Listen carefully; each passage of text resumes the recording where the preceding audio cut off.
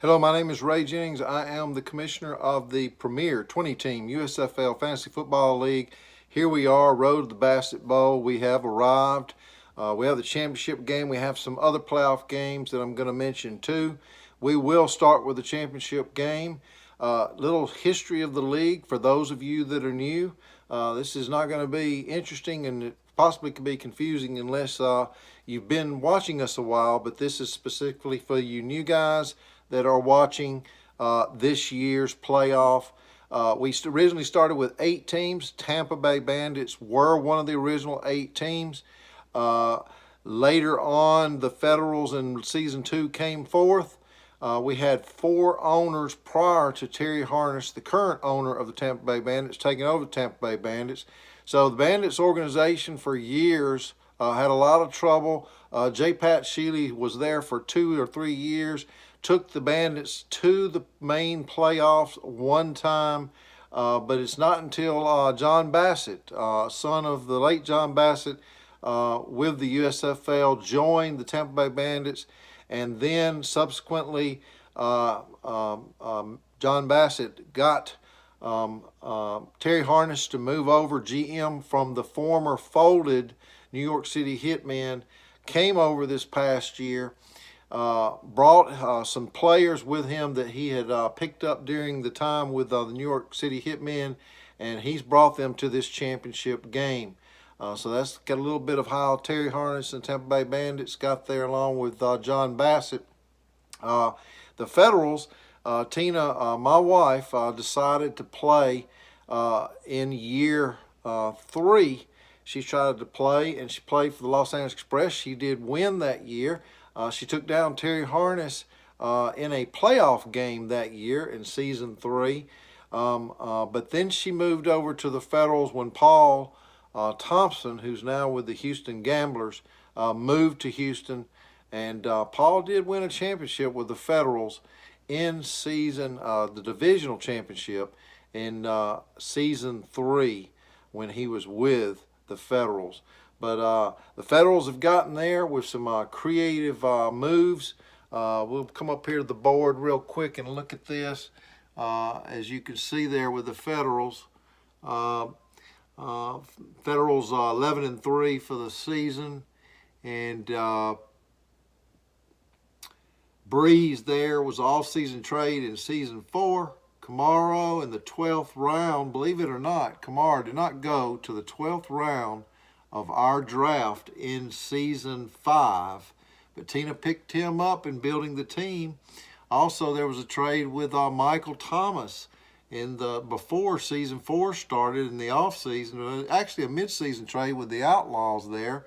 That's how she got Michael Thomas. So she has a 3-headed monster there.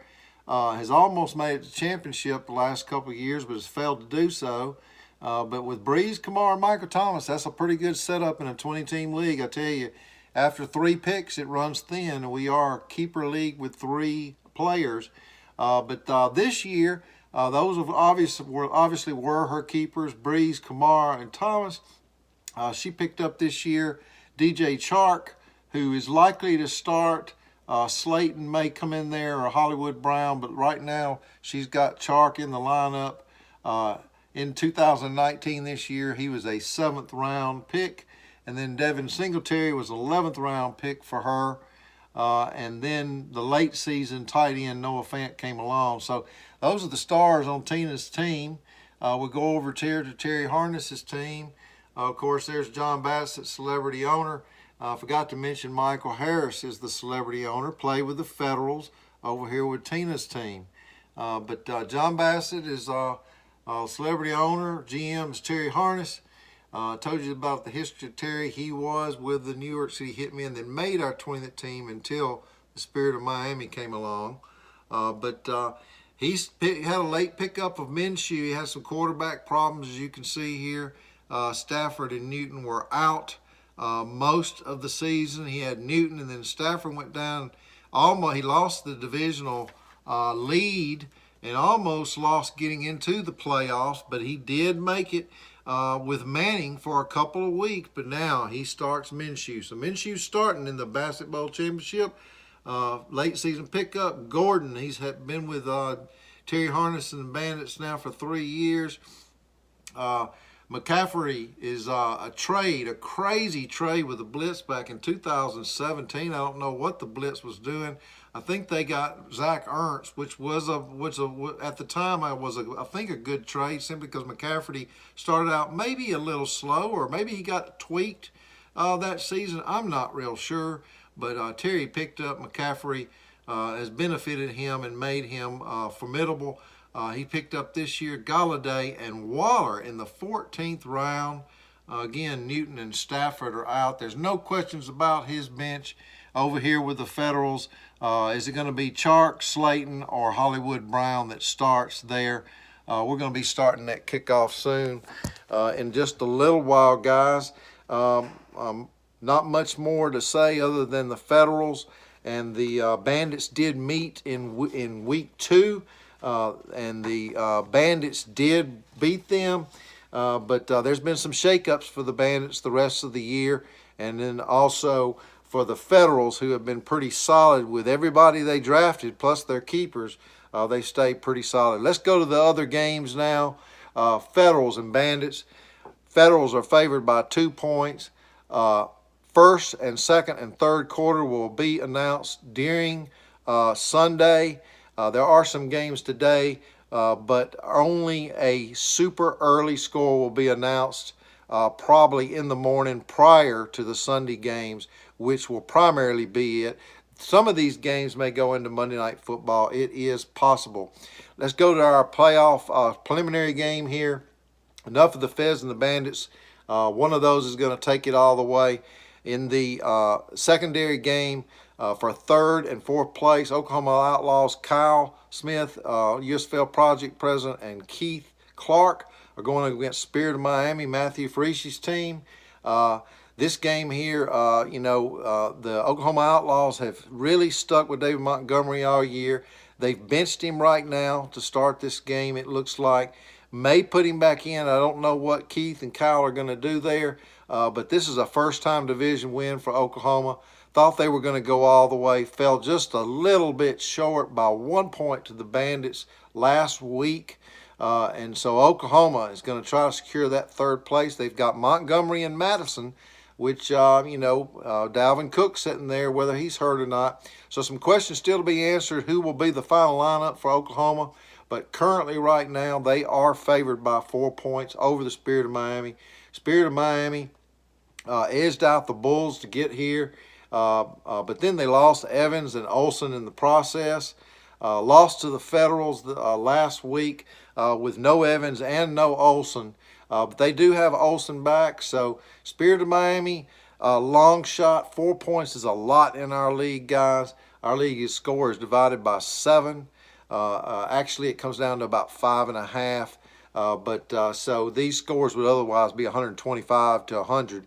And that's not a realistic score, so that's why I did what I did. So 4 points is really 28 points in our league. So that's a lot of points, but games seem a lot closer with these smaller scores. And the Spirit of Miami has pulled off a lot of wins, has second best record in the league this year. Oklahoma, Spirit of Miami going forward. The other games of importance, because our top 8 board does matter. We have a top 8 board. Team that finishes first gets 8 points. Team that finishes 8th gets 1 point. All the other teams in the league don't get points that year. So we have a dynasty-type scoring system that's exclusively going to be on the Fantasy Fan page later after the season is over, the new dynasty scores of all team owners. But Brett Bach and Henry Rido are with the Birmingham Stallions.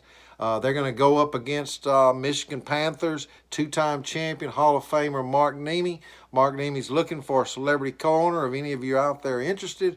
But Brett and Henry Rido with Birmingham up against Michigan. This is a 1 point projected game right now for Michigan to win. That's Mahomes versus Goff.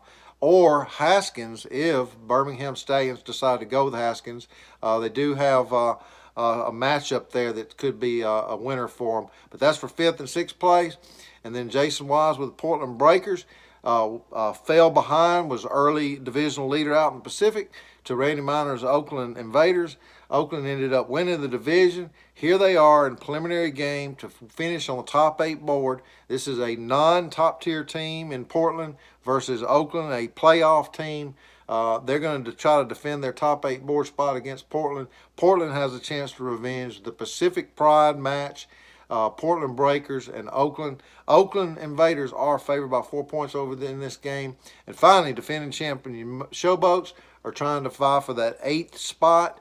They were a lower team that won their first 2 games, and they'll be playing Phil Wilfong's Bulls, who actually won the South this year, but fell in the playoffs, trying to defend his top 8 spot.